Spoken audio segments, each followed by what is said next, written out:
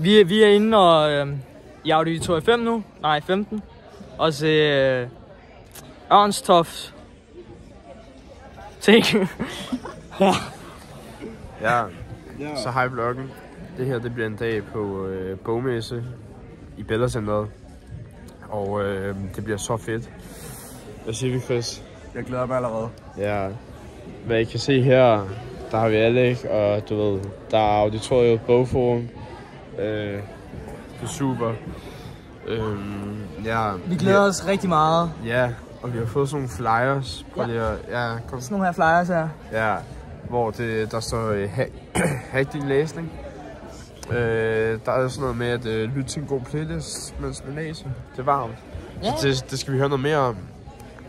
Så stay tuned, and we will be back soon. Vi taler om den næste 3 kvarter. Okay, nu har vi været inde til første foredrag, og det var med Theis og Esther, som talte om klima og deres bøger, og hvordan man kunne løse klimaforandringerne, og så talte de også lidt om politik. I forhold til, det var vores første foredrag i dag, ja. Så det var virkelig hård, altså det var den. Men nu vi har lige været over og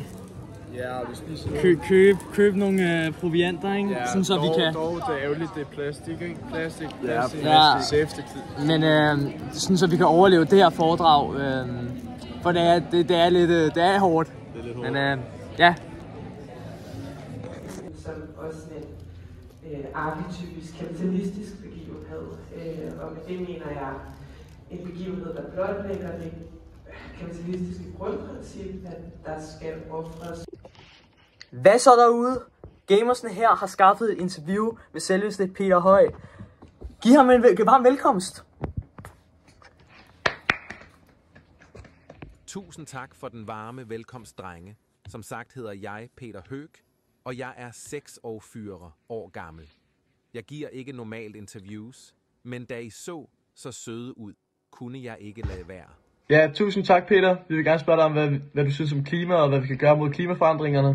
Tja, det er jo et meget godt spørgsmål. Hvis I har læst min nye bog, Unity of Knowledge, til kun 750 kroner, ville I få svar på det.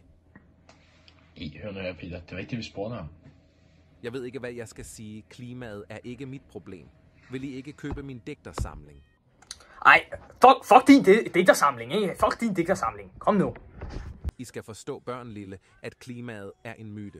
Vil du ikke være sød at svare på vores spørgsmål? Nu går jeg, hvis I ikke vil købe min bog til kun 700 kroner.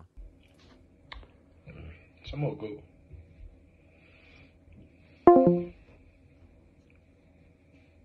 Nå, ja, det må I undskylde. Jeg ved ikke rigtig, hvad der skete der. Han var alligevel en taber, så fuck det, ikke?